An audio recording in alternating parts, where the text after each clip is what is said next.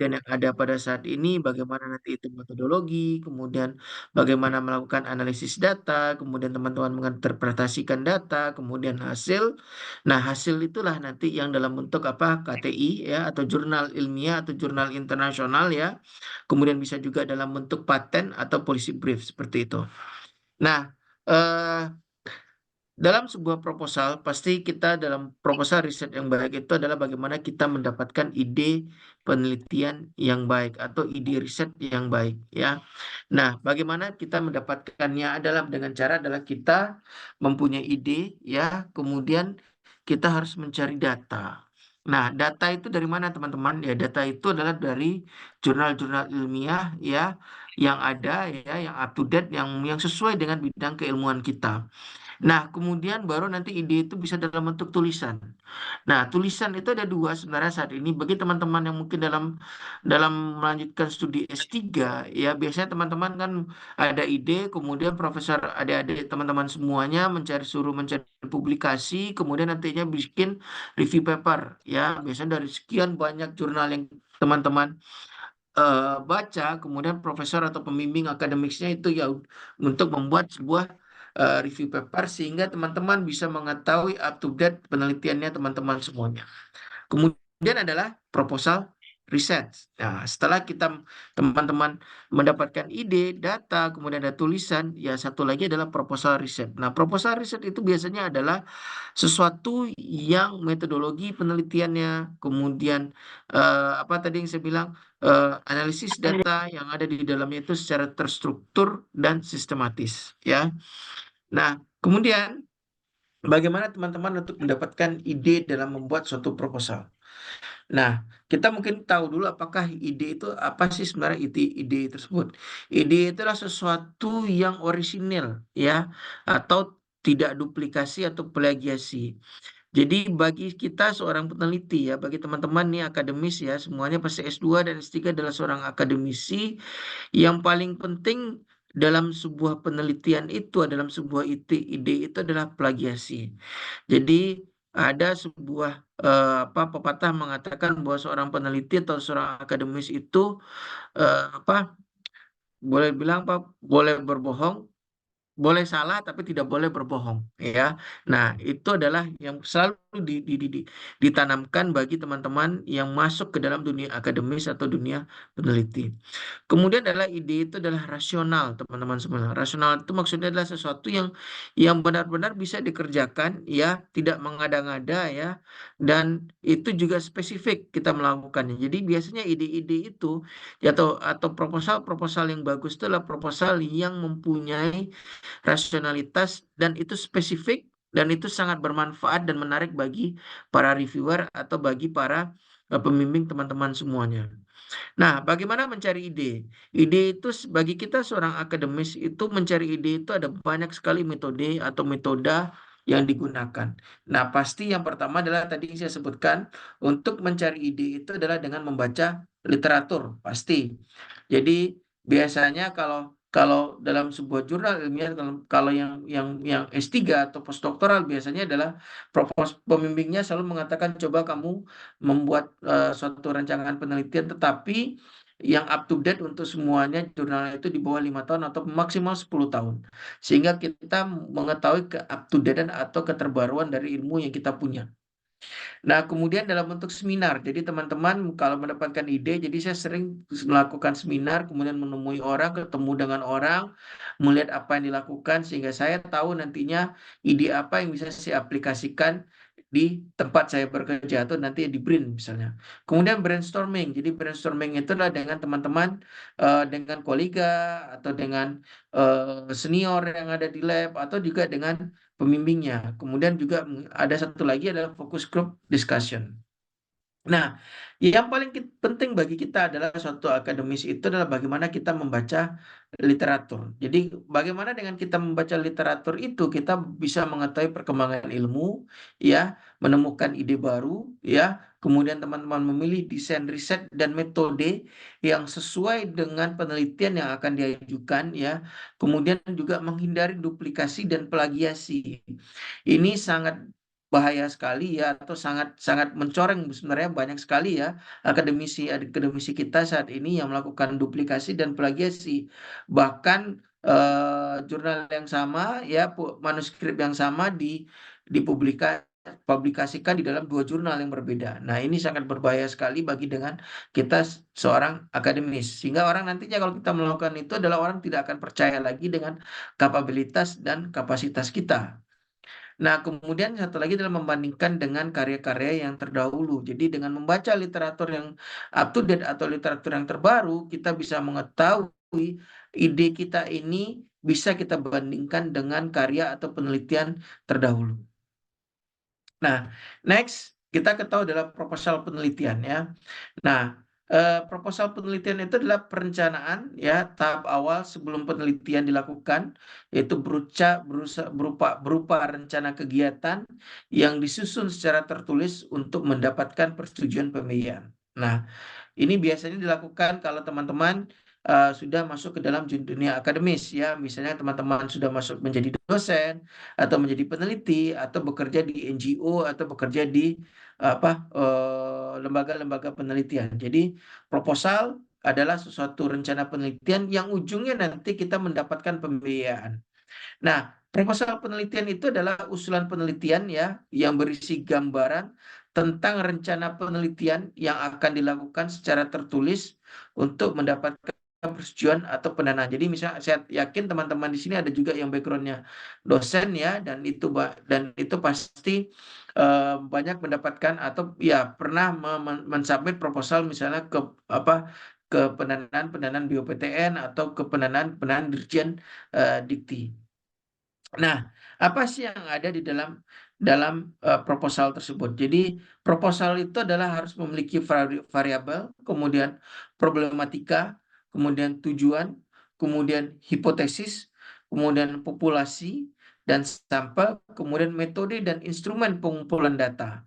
Nah, ya serta teknik analisis data yaitu baik kualitatif atau kuantitatif yang telah diketahui dengan jelas. Nah, itu melakukan proposal penelitian. Jadi, dalam proposal penelitian itu adalah apa yang dikerjakan ya, kemudian hipotesis kita yang akan kita kerjakan, bagaimana kita merancangnya atau mendapatkan datanya sehingga mendapatkan hasil yang qualified ya, yang terpercaya dan tidak mengada-ngada. Next. Nah, bagaimana proposal yang baik dan benar tersebut? Nah, pasti teman-teman tahu yaitu berisi topik yang menarik dan penting ya.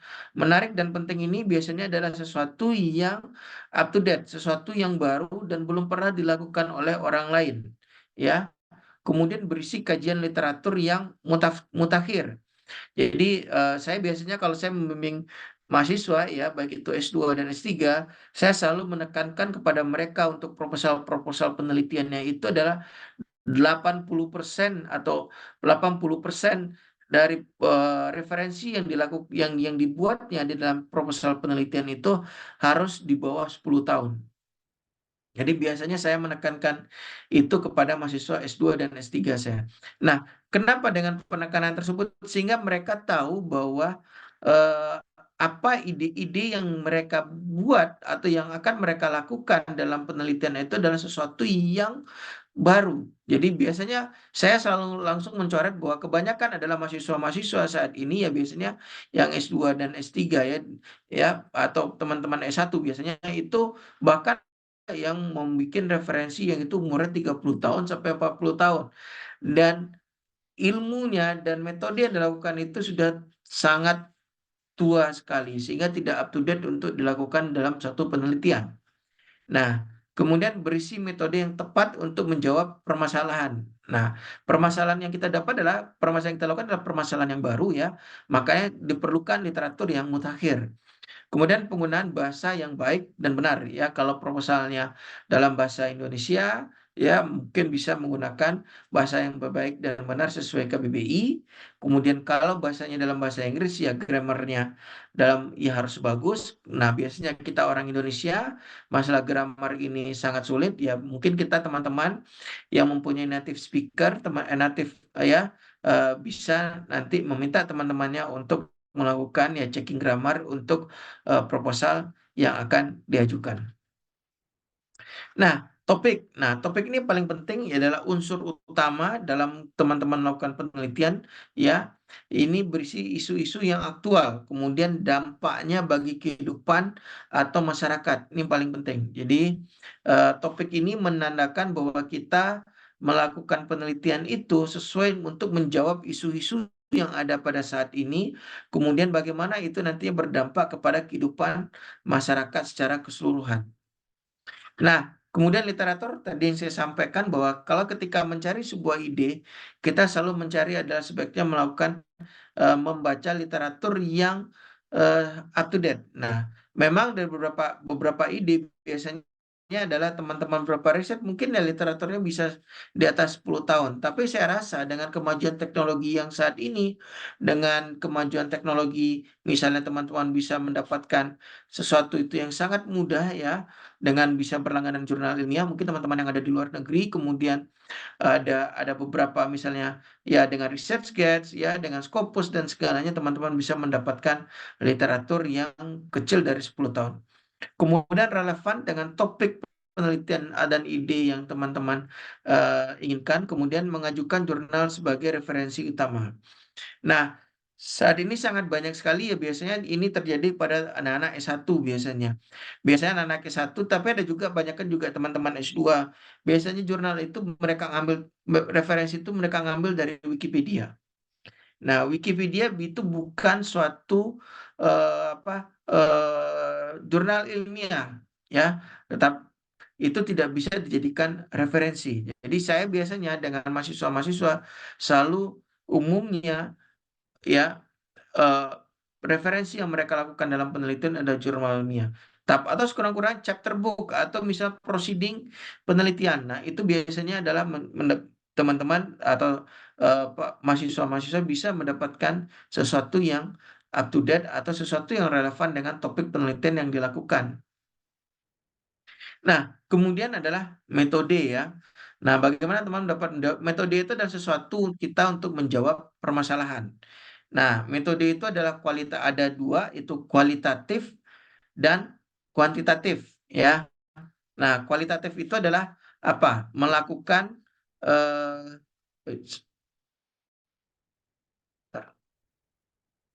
oke.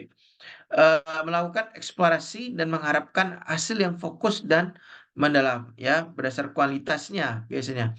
Tetapi kuantitatif adalah mengharapkan hasil penelitian dapat mengeneralisasi subjek penelitian menjadi lebih luas. Jadi kuantitas itu biasanya kita dapat menghitungnya, tapi ya. Jadi kita tahu berapa jumlah penelitian kita atau berapa jumlah hasil yang kita dapatkan ketika kita melakukan suatu penelitian.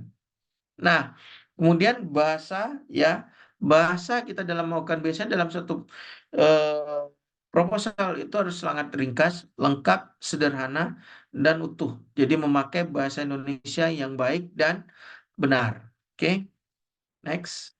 Nah, ini biasanya banyak terjadi kalau kita melakukan penyebab proposal penelitian yang ditolak biasanya teman-teman. Jadi tidak sesuai dengan topik ya. Jadi umumnya kalau kita teman-teman bekerja dalam pemerintahan atau bisa ya dalam dengan ya mungkin di sini banyak dosen juga ya. Biasanya itu eh, topik-topik penelitiannya itu sudah disesuaikan dengan yang memberikan dana ya. Nah, teman-teman tidak bisa mensubmit proposal dengan topik penelitian yang berbeda. Biarpun teman-teman merasa adalah topik yang teman-teman punya itu adalah bagus dan benar dan up to date ya, tetapi tidak sesuai dengan minat pemberi dana ya pasti ditolak.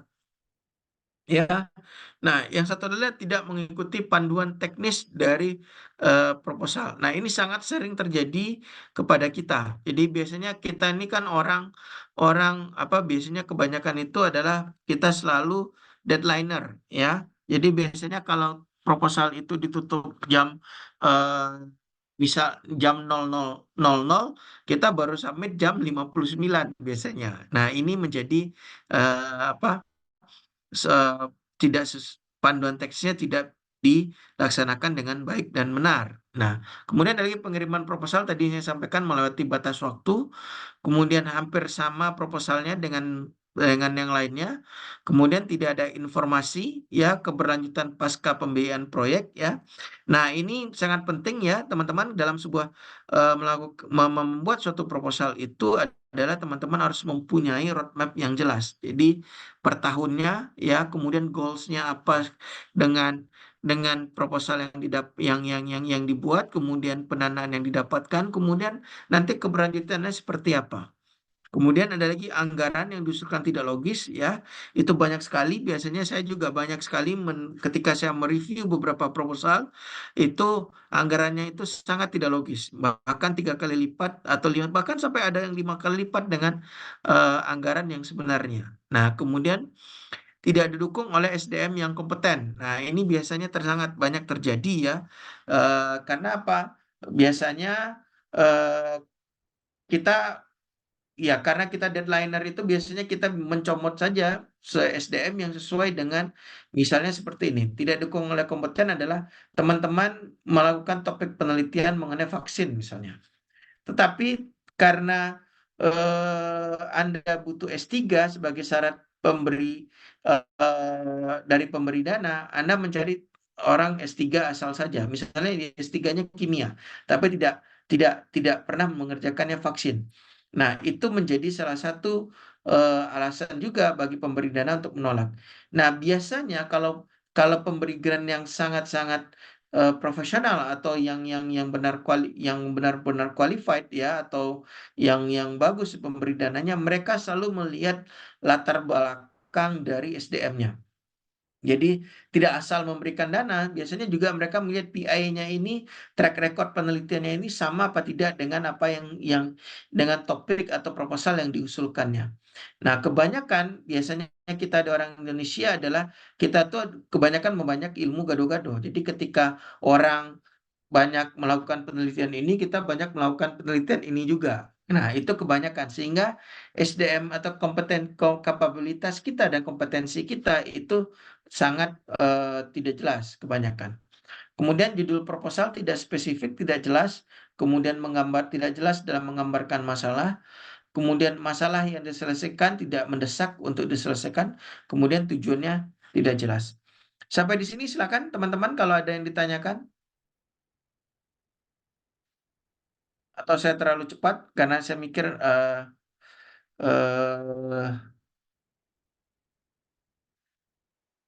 silakan kalau ada yang ditanyakan.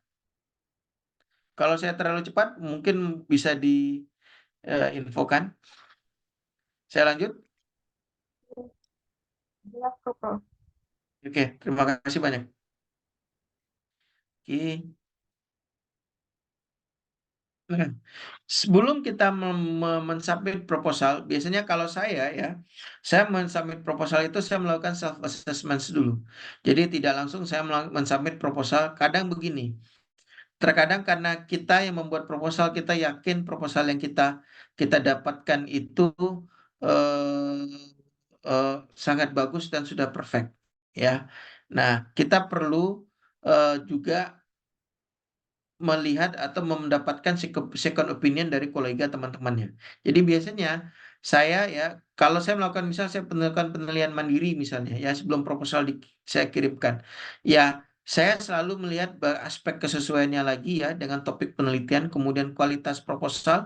Biasanya saya meminta teman-teman saya yang yang mempunyai kapabilitas yang sama atau ilmu yang sama dengan saya untuk melihat dan melihat kualitas proposal saya ya atau kolega kita ya untuk melihatnya kemudian kelayakannya. Nah, dengan kita melakukan self assessment ini kita tahu bahwa nantinya proposal yang kita buat itu sudah sesuai. Yang paling penting itu adalah pertama adalah sesuai dengan panduan dari pihak penyandang dana ya. Kemudian setelah itu ya kita melihat topiknya ya apakah topik yang kita kita sampaikan kepada si pihak penyandang dana ini sesuai apa tidak. Kemudian kita juga melihat track record ya proposal-proposal terdahulu yang yang sudah diterima ya. Dengan kita melihat itu kita tahu bahwa apa proposal yang kita buat itu bagus apa tidak, mempunyai chance yang cukup kuat atau tidaknya itu bisa diterima. Seperti itu. Jadi teman-teman selalu melakukan self assessment ya. Nah, ini adalah suatu rancangan proposal penelitian ya. Jadi eh, ada beberapa misalnya adalah memilih masalah penelitian ya. Memilih masalah penelitian itu adalah kita bisa menekan latar belakang. Latar belakang kenapa sih teman-teman melakukan penelitian itu? Kenapa teman-teman membuat proposal ini? Kemudian studi pendahuluan ya. Jadi studi pendahuluan itu adalah bagaimana teman-teman nantinya mencari literatur ya. Jadi lihat dulu literatur atau proposal atau ya jurnal-jurnal yang sudah ada dengan masalah penelitian yang teman-teman hadapi. Kemudian teman-teman merumuskan masalah ya. Kemudian setelah merumuskan masalah, teman-teman pasti akan mendapat topik atau judul penelitian. Kemudian merumuskan tujuan ya, yaitu teman-teman pasti mendapatkan studi pustaka ya, nanti dapatkan hipotesis. Kemudian ya, setelah mendapatkan hipotesis baru teman-teman bisa melihat metode penelitian apa yang dilakukan ya. Nah, metode penelitian bisa menentukan variabel penelitiannya, menentukan sumber datanya, kemudian setelah itu teman-teman bisa menentukan dan menyusun instrumennya ya. Dengan instrumen seperti apa? Variabel saya ingin mendapatkan data ini, instrumen apa yang saya perlu dapatkan. Kemudian saya memerlukan metode ini, variabel penelitian apa? Misalnya kalau Anda melakukan survei atau Anda melakukan penggunaan statistik, statistik model apa yang saya perlukan? Dengan instrumen seperti apa yang saya dapatkan? Ya, kemudian baru data. Anda dapat data, kemudian analisis, kemudian Anda menarik kesimpulan, kemudian Anda bisa dapatkan menulis laporan. Menulis laporan apa seperti publikasi, seperti itu ujung-ujung. Ini sangat penting kerangka berpikir bagi teman-teman ketika teman-teman membuat suatu proposal ya. Paling penting kalau saya menjadi reviewer ya, yang pertama saya lihat itu adalah topiknya ya. Topik kemudian hipotesisnya.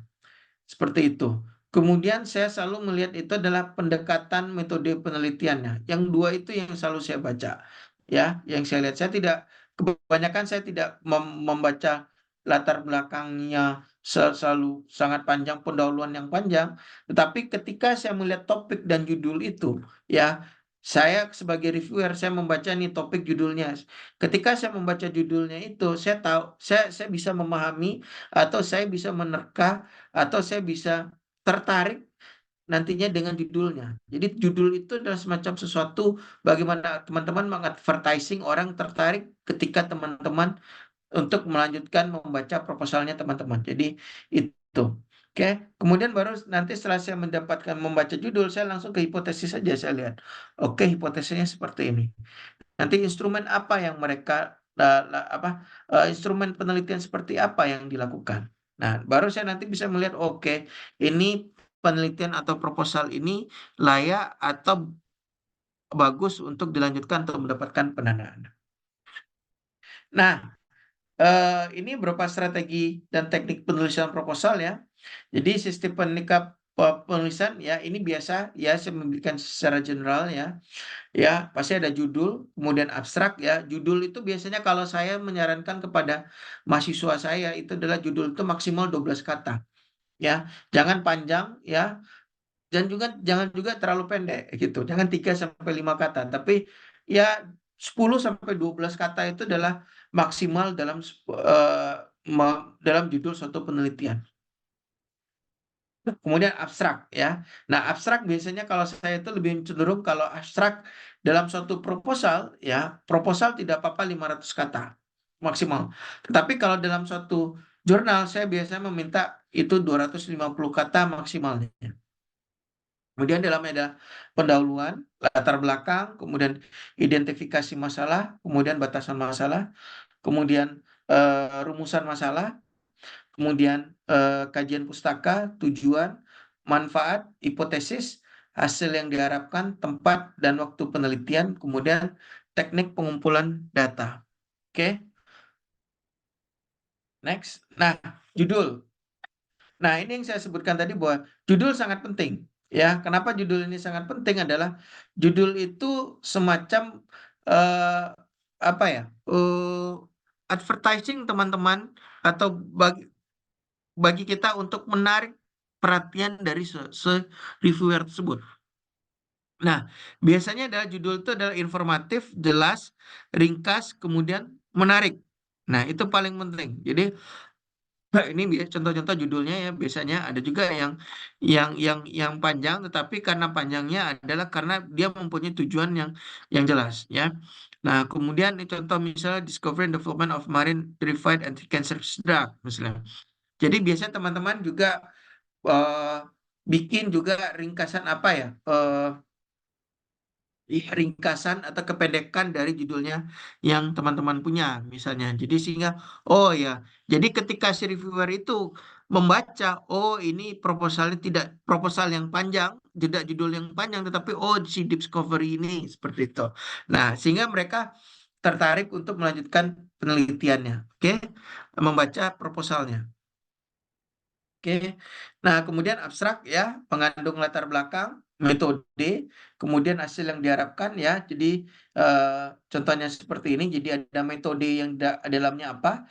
Di sini drug development process, incorporate segue discovery of new molecules ya, sampai metode yang dilakukan, kemudian hasil yang didapatkan seperti apa. Jadi teman-teman bisa membacanya. Jadi abstrak itu kalau proposal itu tidak apa-apa 500 kata ya. 500 kata proposal itu goods.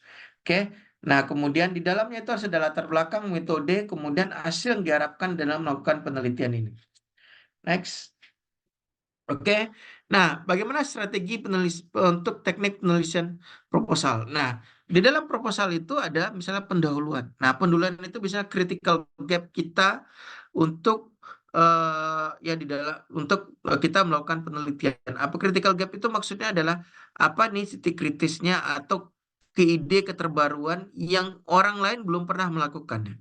Nah, biasanya pendekatan yang akan digunakannya itu misalnya adalah latar belakang, masalah, latar belakang, identifikasi masalah, kemudian melihat batasan masalah. Nah, di dalam pendahuluan itu ada dasar pemikiran atau ide, kemudian ada urgensi penelitiannya, ada state of the art. Nah, misalnya adalah ini, critical gaps-nya atau cakupan dalam misalnya kita menentukan suatu latar belakang atau identifikasi masalah atau batasan masalah. Nah, contohnya ini adalah malaria remains the most devastating infectious disease, particularly in Africa. Ya, one reason is that the parasite causing the disease is resistant to all clinical use anti-malaria. We therefore have to devise alternative strategy to target the parasite. Jadi apa? Ada problemnya, ya latar belakangnya adalah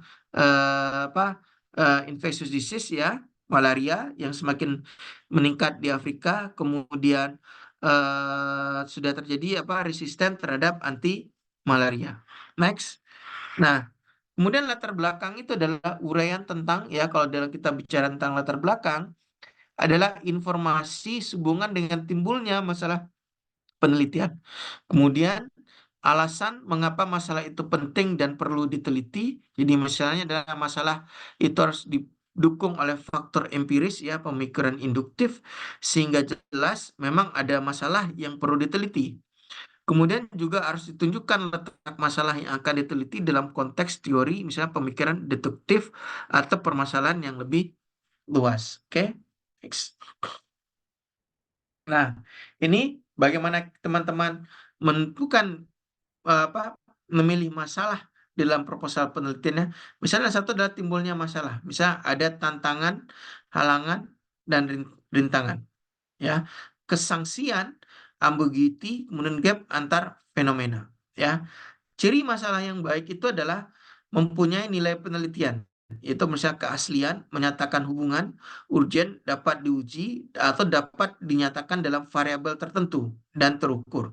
Kemudian bersifat visible, ada datanya ada, kemudian metodenya, equipmentnya, ya, biayanya, kemudian kualifikasi ilmiah dari peneliti. Nah, sumber masalah itu biasanya kalau bagaimana kita mendapatkan sumber masalah itu adalah bacaan dan pertemuan ilmiah. Tadi yang saya bukan sumber masalah itu adalah ide, pengamatan terhadap lingkungan sekitar kita.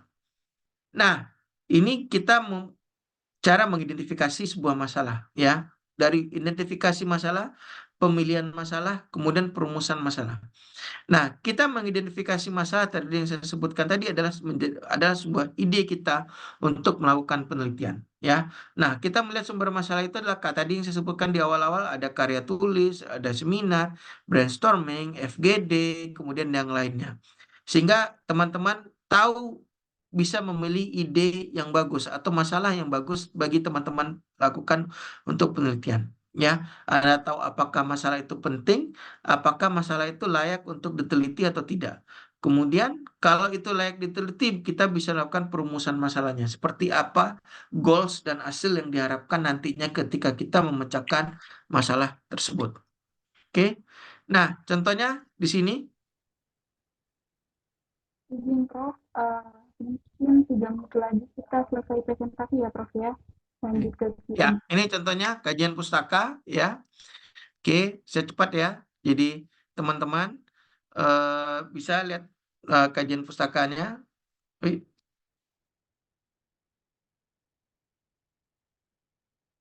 ya, ini strateginya. Kalau teman-teman bisa menggunakan misalnya untuk melihat referensi jurnal ya atau dalam melakukan penelitian bisa menggunakan Mendeley, EndNote dan lainnya ya. Misal dalam misalnya malaria, epidemiologi, terus ya kemudian eh, eh, ketika teman-teman bisa melihat pada gap analisis dari penelitian tersebut. Oke, ini saya skip. Oke. Ini metode penelitian teman-teman sudah. Ini contohnya desain eksperimen yang dilakukan ya in vitro. Jadi desain eksperimen yang dilakukan itu apa eh, sesuai dengan penelitian yang dilakukan dan terstruktur ya. Ini yang paling penting ketika teman-teman melakukan desain eksperimen. Kemudian oke, ini nanti yang didapatkan dari hasil penelitian itu paten, jurnal global, proceeding, perwarupa dan lainnya. Oke, ini timelinenya. Nah, ini beberapa kalau teman-teman melakukan review articles ya, nah, ada meta analisis dan yang lainnya nanti saya akan berikan. Oke, ini itu. Oke, ini untuk melakukan penelitian ya teman-teman. Afiliasi paling penting ke dalam membuat suatu penelitian atau publikasi adalah judul dan afiliasi ini yang paling penting ya. Kemudian abstrak tadi yang disebutkan ya, kurang dari 250 kata. Kemudian introductions-nya cukup jelas ya. Kemudian metodologi penelitiannya, oke, kalau Anda bukan, mungkin ini common mistake ya biasanya. Kalau ketika dalam melakukan suatu eh, publikasi ilmiah, pasti teman-teman untuk mengurangi plagiasinya ya kita menggunakan misalnya menggunakan Turnitin atau Authenticates. Oke.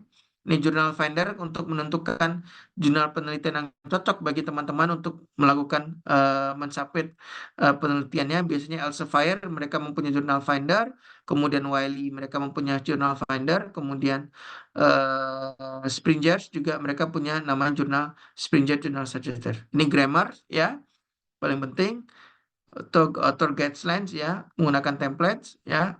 Oke, mungkin itu dari saya. Oke, terima kasih banyak. Assalamualaikum warahmatullahi wabarakatuh. Waalaikumsalam warahmatullahi wabarakatuh. Gimana teman-teman? Mungkin ada teman-teman yang sudah mengetahui dan ada juga yang belum ya, karena memang pesertanya sangat beragam dari mulai S1, S2, dan S3. Nah, selanjutnya kita sesi Q&A. Mungkin teman-teman bisa diajukan pertanyaannya berupa diketik di kolom Zoom ataupun uh, mengacungkan tangan ya. Silahkan teman-teman.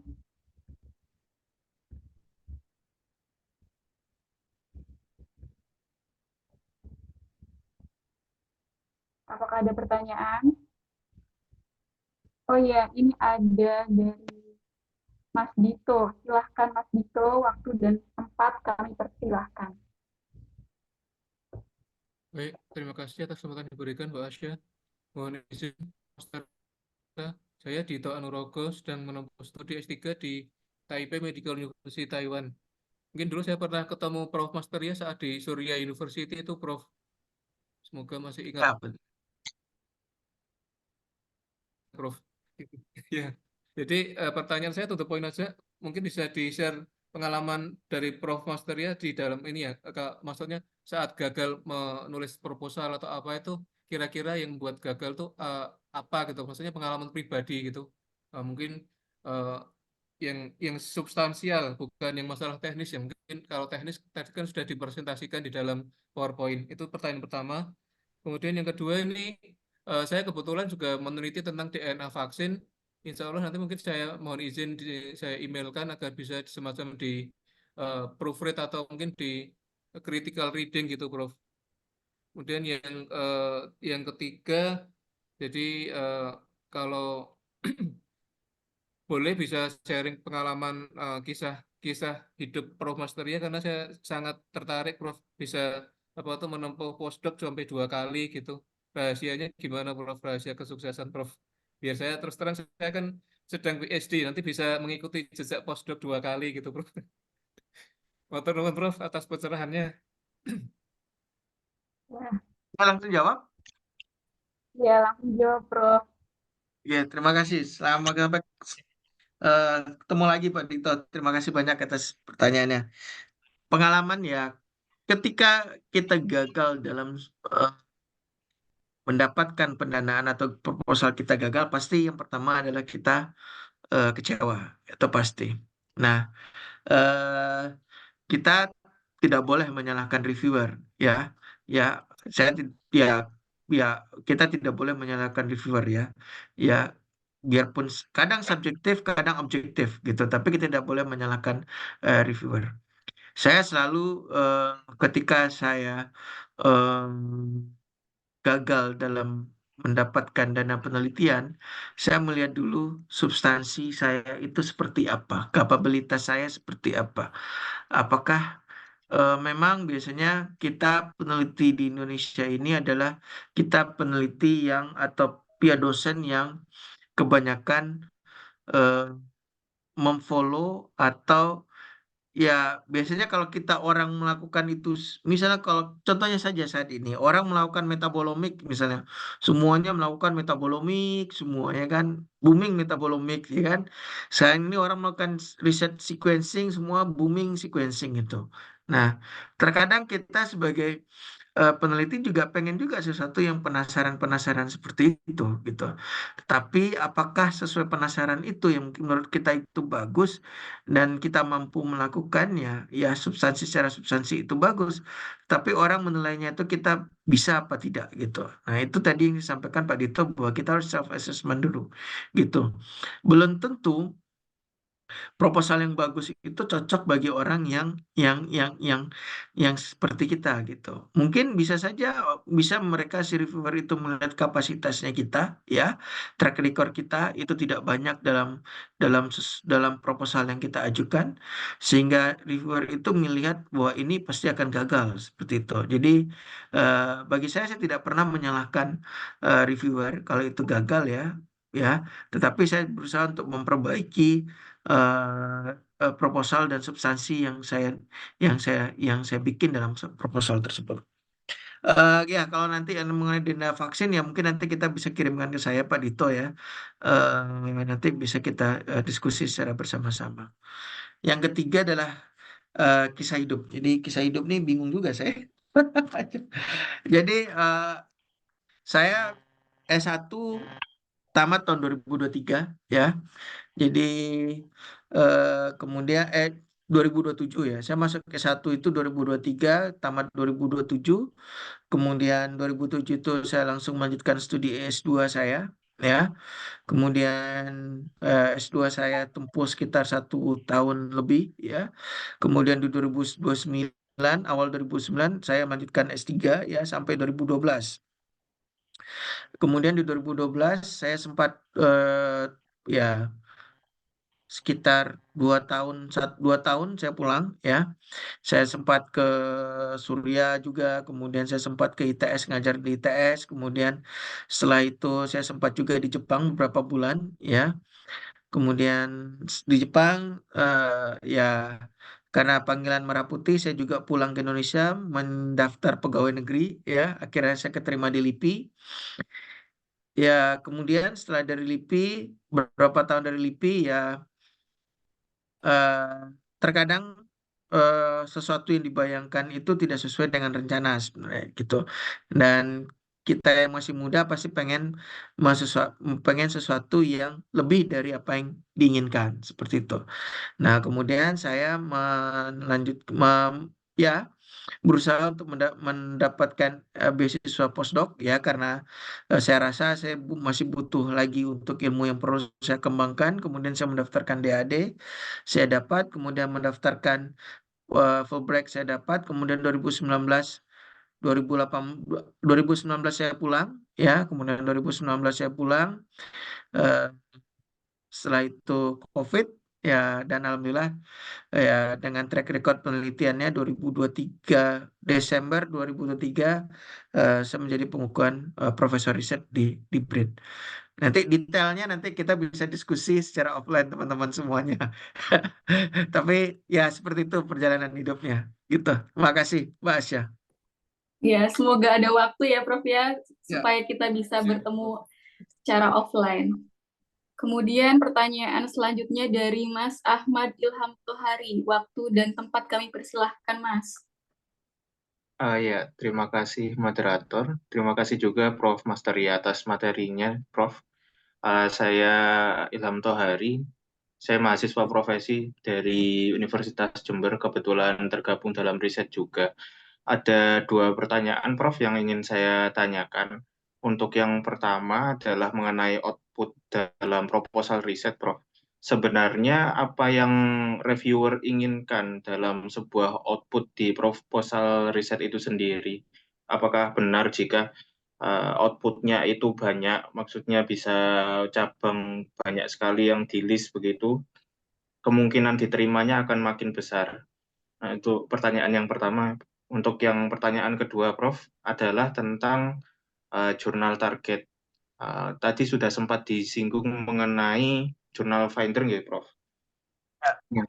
Tetapi permasalahannya kalau di kalangan mahasiswa, apalagi mahasiswa yang saya ini masih profesi juga, atau mungkin yang bahkan mahasiswa S1, permasalahannya adalah soal dana. Nah, apabila kita mengacu untuk dosen mungkin ada insentif dari kampus, tapi apabila mandiri dari mahasiswa kan masih belum ada pendanaan tersendiri. Sebenarnya apakah ada kiat-kiat untuk mencari waiver atau potongan harga di jurnal? Mungkin ada rekomendasi beberapa jurnal yang menyediakan waiver begitu, Prof. Terima kasih. Baik, ya.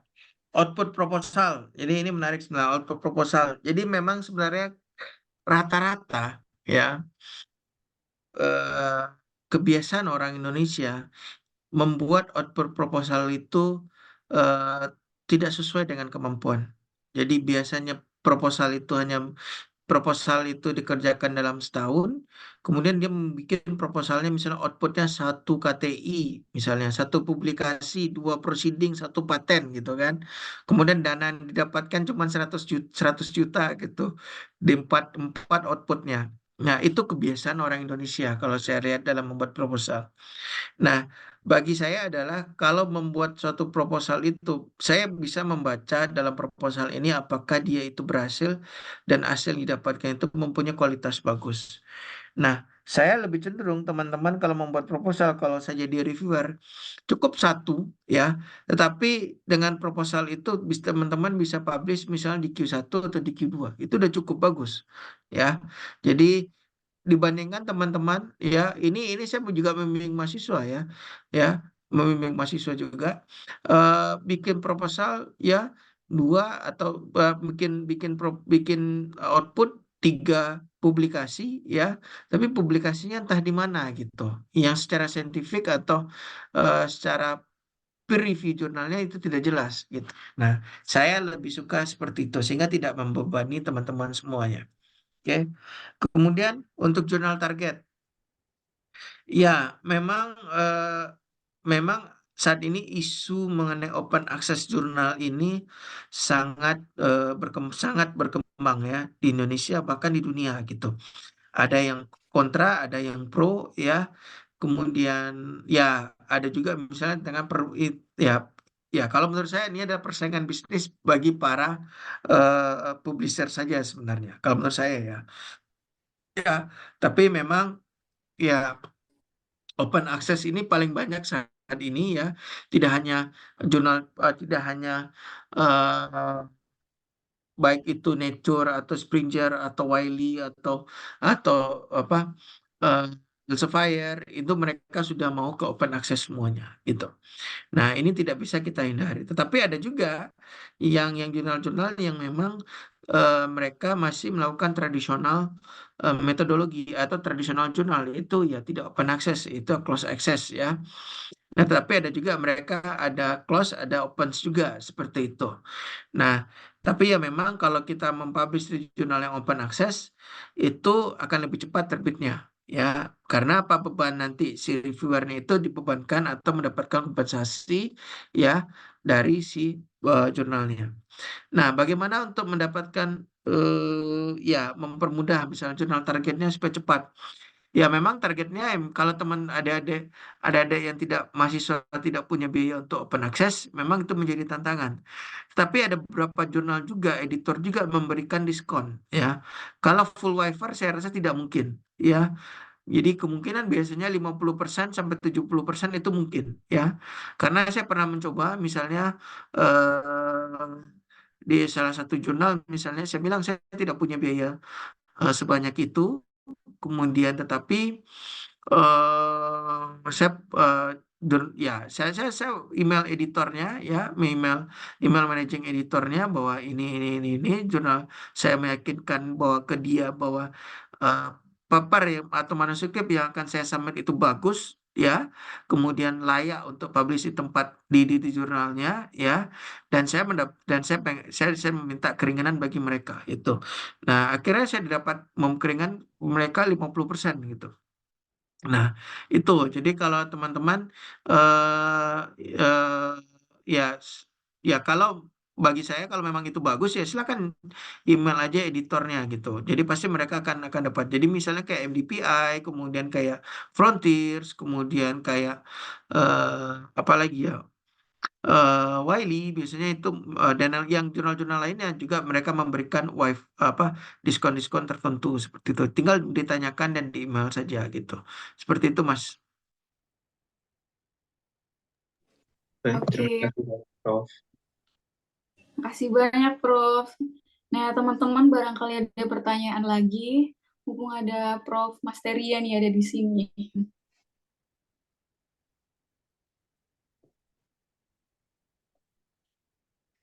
Kalau misalkan sudah tidak ada Sebentar ya, Kak. pertanyaan, ya silahkan Mas dari Muhammad Faturido. Oke, Silahkan. sebelumnya terima kasih kepada Prof. Mastaria yang insightful yang jelasnya pada malam hari ini. Perkenalkan, Prof, saya Muhammad Fatrido, mahasiswa semester 6 baru Prof dari S1 di Universitas Andalas, dan saya juga lihat tadi Prof merupakan alumni dari UNAN ya, Prof. Oke, mungkin pertanyaan dari saya itu adalah seperti ini. Saya pernah melihat sebuah postingan itu, Kak, postingan yang menyatakan bahwa bukan menceritakan bahwa dosen-dosen kita yang S1-nya dalam negeri tapi S2 dan S3-nya di luar negeri dan juga jadi dosen di luar negeri juga, itu ada beberapa yang S1 dan S2-nya itu tidak linear gitu, Prof, maupun S3-nya. Nah, pertanyaannya adalah sampai saat ini pemikiran saya tuh ditanamkan bahwa jika S1 dan S2 tidak linear, itu tidak bisa jadi dosen di dalam negeri gitu, Prof. Dan oleh karena itu mohon pencerahannya mungkin dari Prof yang sudah jadi dosen juga kalau saya lihat dari mereka itu, dan bagaimana sebenarnya gitu yang tidak terganggu. Terima Ya, kasih. ini juga menjadi salah satu tantangan juga ya, karena di Indonesia itu memang linearitas itu sangat penting karena dengan melihat linearitas itu bisa melihat track record atau background atau keilmuannya itu mumpuni apa tidak gitu. Nah, ya menurut saya itu eh, perlu ya, tetapi kalau bagi saya adalah linear itu tidak berdasarkan gelarnya, tapi berdasarkan track record eh, penelitiannya, ya, berdasarkan track record penelitiannya. Jadi bisa saja misalnya dia itu orang-orang farmasi misalnya atau orang kimia, tapi misalnya contohnya saya nih, saya menjadi dosen juga saat ini, ya, di salah satu universitas di Jakarta, ya, di Fakultas Farmasi, ya. Saya menjadi dosen tetap, dosen dosen tetap dengan nomor induk dosen khusus, ya, di Fakultas Farmasi salah satu kampus eh, terbesar di Jakarta gitu. Nah, eh, tapi saya tidak punya linear menjadi seorang farmasis gitu, ya. Saya tidak punya linear menjadi seorang farmasis atau saya tidak pernah menjadi pendidikan menjadi apoteker, ya.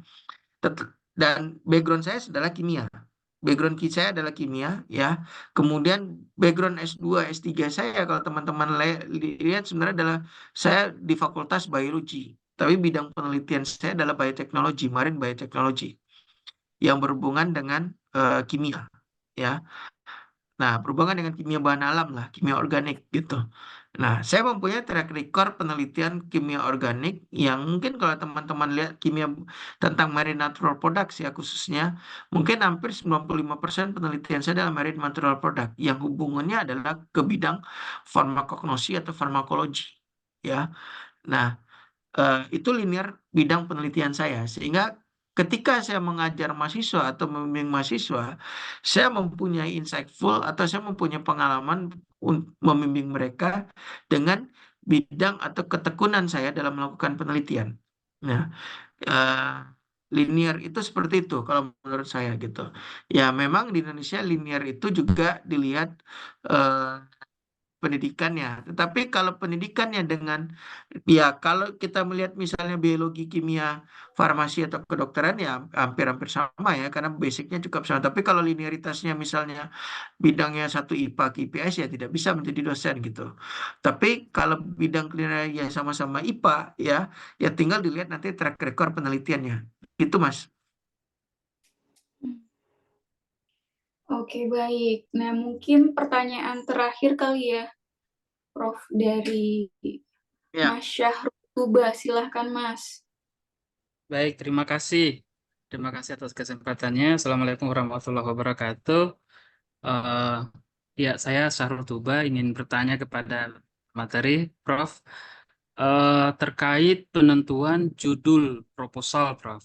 Apakah itu untuk grant hibah atau untuk S3? Kebetulan saya rencananya untuk mau S3, tapi ini masih menimbang juga apakah judul ini mau di-apply di hibah S3 atau di grant penelitian biasa gitu, Prof, yang di BRIN, RIM itu, Prof. Terkait dengan farmakogenetik, Prof. Jadi saya saat ini memang sudah sedikit-sedikit menulis sekitar 40%-an, tapi terkendala ada setelah kami melihat atau untuk naratif reviewnya, farmakogenetik penggunaan obat clopidogrel untuk melihat polimorfisme genetik dan farmakokinetiknya gitu, Prof. Nah, untuk Indonesia masih baru ada satu trial penelitian terkait dengan clopidogrel, tapi itu sampelnya masih sampel sedikit. Jadi sekitar kalau saya lihat itu yang di Fakultas Kedokteran UI 112 subjek sampel. Nah, kalau misalnya nanti kalau bisa untuk grant hibah, saya tetap pada polimorfisme genetik untuk melihat polimorfisme genetik dan farmakokinetik.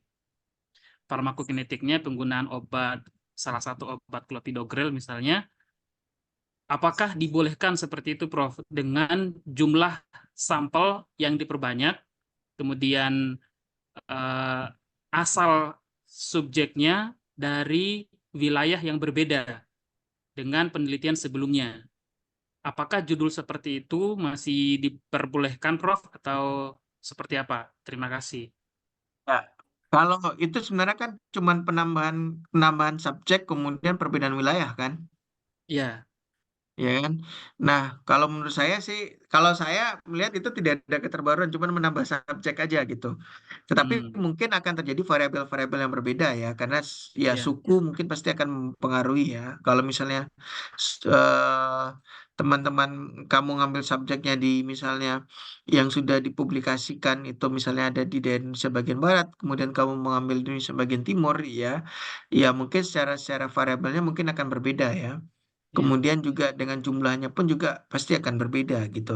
Tapi kalau tempatnya diambil cuman dekat ya, hanya beda misalnya satu di Jawa, Jawa Jogja, satu di Solo gitu kan, hmm, ya itu secara variabelnya kan cuma apa wilayah kan dengan dengan apa namanya eh eh, eh, eh, eh, eh, rasnya kan hampir sama gitu. Nah, hmm, mungkin kalau saya melihatnya tidak lebih kepada wilayah, ya mungkin di wilayah memang juga, tapi mungkin ya, juga mungkin karena Indonesia ini kan kita berbeda-beda ya. Ya iya, kita ya ada Jawa, ada Sumatera, ada Batak dan lainnya. Secara genetik kita mungkin berbeda-beda. Ya, resistensi kita dengan klop hidrogel juga mungkin akan berbeda-beda kan, iya betul. ya kan? Nah, itu mungkin itu lebih penekanan dibandingkan misalnya wilayahnya kalau menurut saya, Mas. Oh Itu. iya, sebenarnya tujuan saya adalah wilayah untuk Indonesia Timur, Prof. Indonesia Tengah dan Timur. Kebetulan yang kemarin penelitian yang sebelumnya itu farmakokinetik dan polimorfisme genetiknya untuk Lepidogrel itu untuk wilayah Jawa. Jadi untuk Hmm. wilayah Indonesia Tengah dan Indonesia Timur itu belum ada, Prof. Ya, mungkin secara ras mungkin itu akan berbeda kan. Nah, itu mungkin bisa Hmm. saja boleh gitu. Oh iya, baik. Tapi Terima mungkin kasih, Prof. mungkin mungkin juga dihubungkan nanti dengan DNA atau dengan ya eh, itu harus dihubungkan gitu secara Iya, secara secara genetika mungkin harus dihubungkan Mas. iya mungkin secara kemarin sih untuk saya metodologinya genotyping juga, Prof. Ya. Pakai Hmm. sequencing. Ya, kali itu mungkin ya bisa. Iya, baik. Terima kasih, Prof. Ya, sama-sama. Ya. Ya, makasih banyak Prof atas jawabannya. Makasih juga buat teman-teman yang telah berpartisipasi dalam sesi Q&A. Mungkin sudah bisa kita selesaikan ya sesi ini dan kita bisa kembali ke main room yang awal. Buat teman-teman bisa langsung kembali ya. Nanti ada penutupan ya? Nanti gimana, Pak? Ya, nanti ada penutupan Prof Oke, oke. di main room dengan MC. Oke, oke.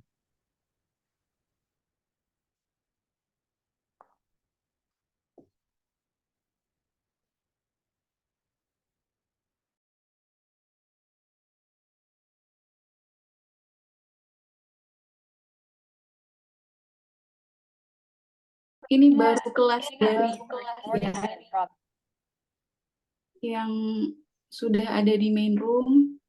Kita tunggu dari kelas yang lain.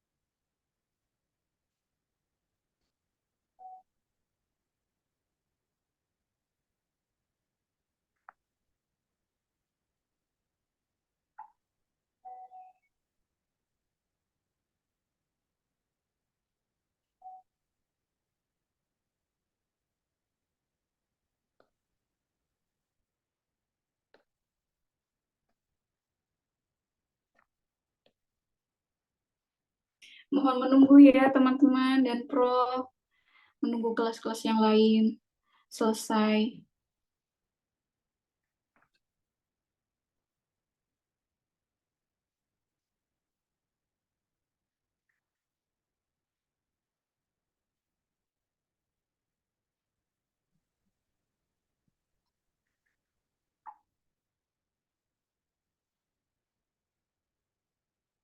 Oh iya, next week kita ada kelas kedua ya tentang original research publication nanti akan dihadiri oleh Kak Jonathan.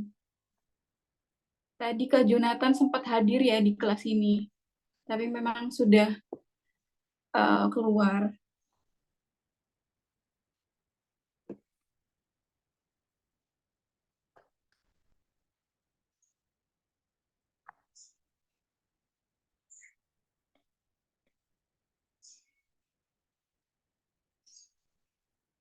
Untuk kelas selanjutnya itu selalu di jam yang sama ya teman-teman ya. Di jam 20.30 WIB waktu Indonesia.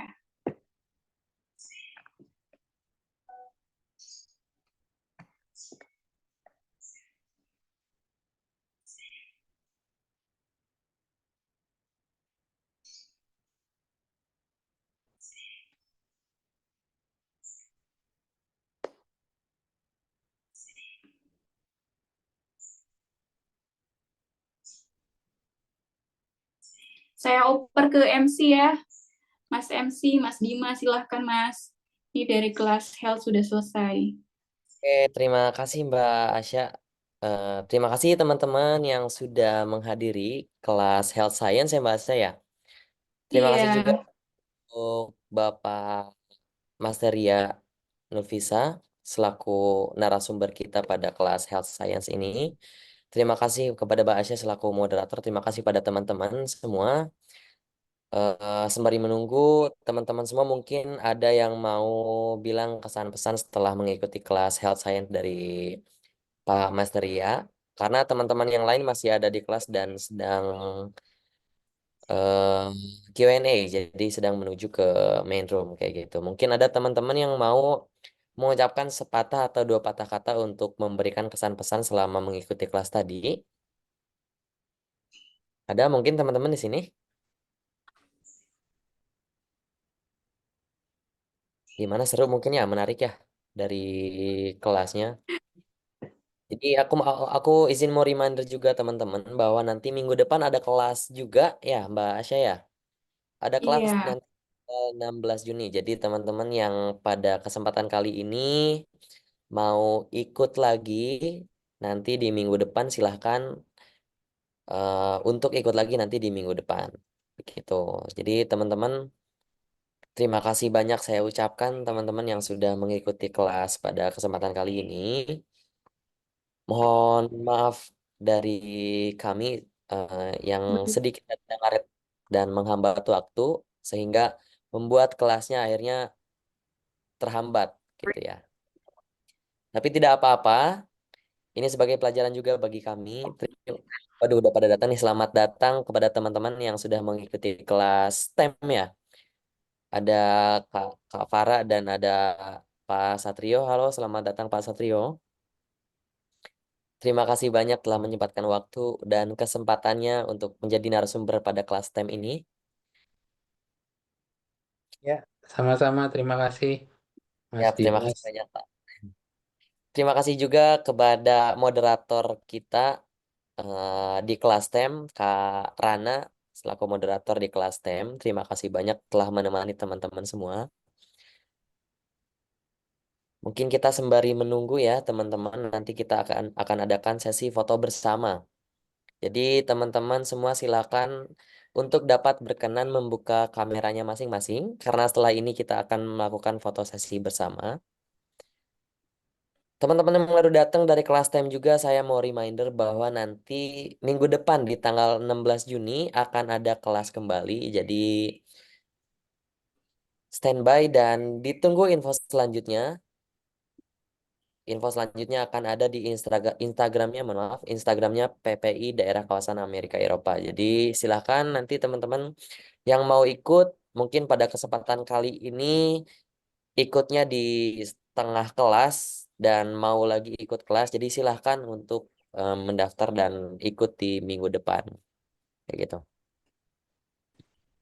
Mungkin ada satu kelas lagi yang masih belum ke main room. Kita tunggu ya teman-teman ya. Sembari menunggu, boleh teman-teman silakan untuk membuka kameranya masing-masing dan harap berkenan untuk membuka kameranya masing-masing karena kita akan melakukan foto sesi bersama. Jadi teman-teman yang belum membuka kameranya silahkan untuk membuka kameranya masing-masing.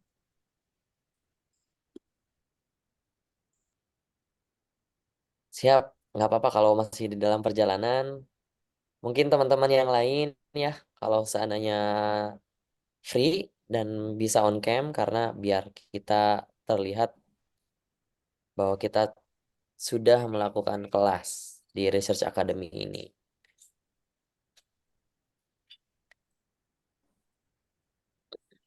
Baik teman-teman, mohon izin untuk menunggu terlebih dahulu.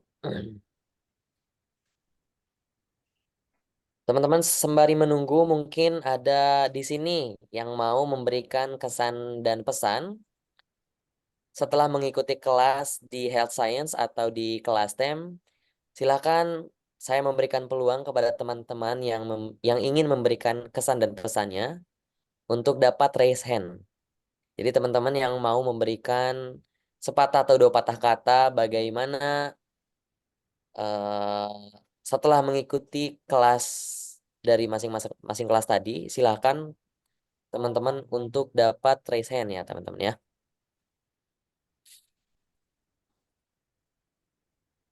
Boleh teman-teman mungkin ada di sini.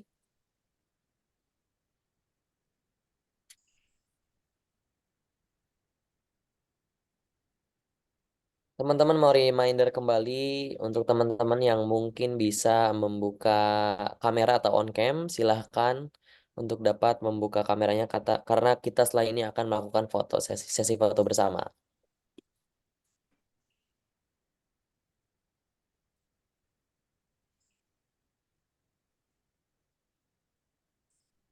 Baik, mungkin udah masuk ya, Mas Denizar. Ada Mas Denizar di sini?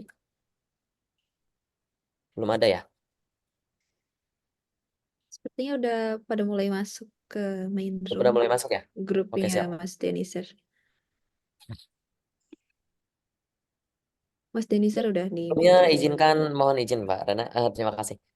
Sebelumnya izinkan saya memberikan ucapan terima kasih banyak kepada narasumber-narasumber kita. Boleh memberikan tepuk tangan kepada narasumber-narasumber kita, teman-teman. Karena telah memberikan waktu dan kesempatannya sampai jam 10 malam ya. Pak Satrio, kemudian ada Pak Masteria, ada Pak Najib. Terima kasih banyak telah meluangkan waktu dan kesempatannya. Mudah-mudahan apa yang diberikan di kelas tadi dapat memberikan manfaat untuk kita sebagai komponen dalam menuju Indonesia Emas 2045 nanti.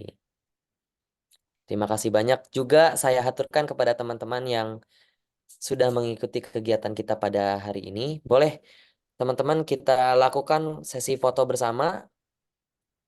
Setelah ini, saya minta tolong mungkin kepada Mas Faras Ramadan untuk melakukan foto. Silakan Mas Faras. Kalau Oke. udah cam, silakan teman-teman.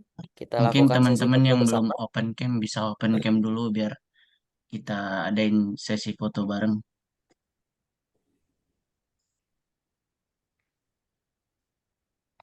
Oke, semuanya udah siap mungkin ya. Saya hitung ya dari 3, 2, 1. Oke, bentar. Udah siap Mas Faras ya? Oke. Siap, 3, 2, 1 senyum teman-teman. Oke lagi, 3, 2, 1 teman-teman. Oke. Oke, sekali lagi mungkin ya biar sunnah kalau kalau dalam Islam biar ganjil jadi 3 kali. Jadi kita hitung lagi 3, 2, 1.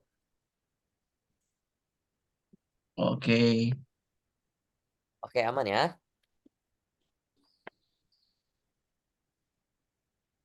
Oke, terima kasih banyak Mas Faras.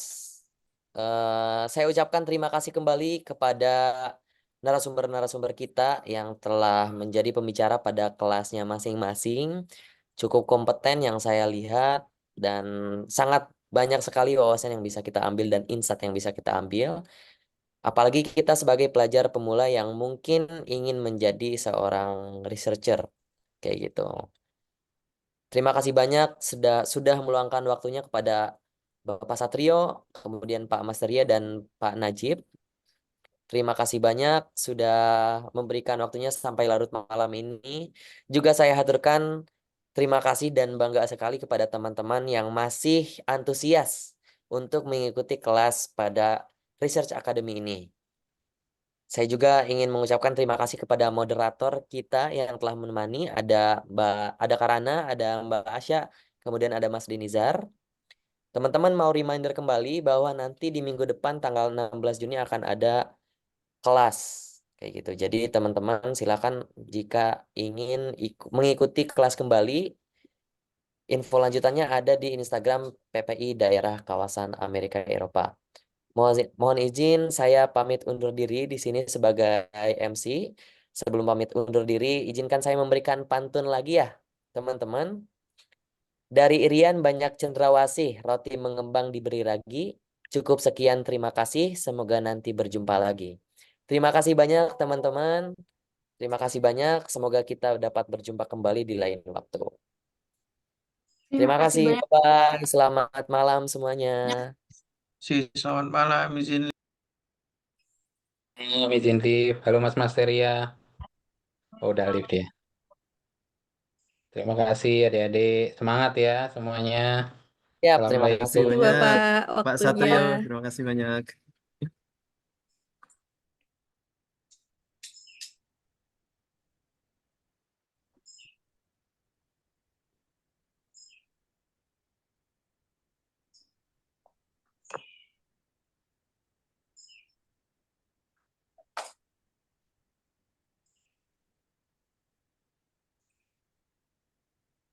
Kita stay dulu kali ya, panitia.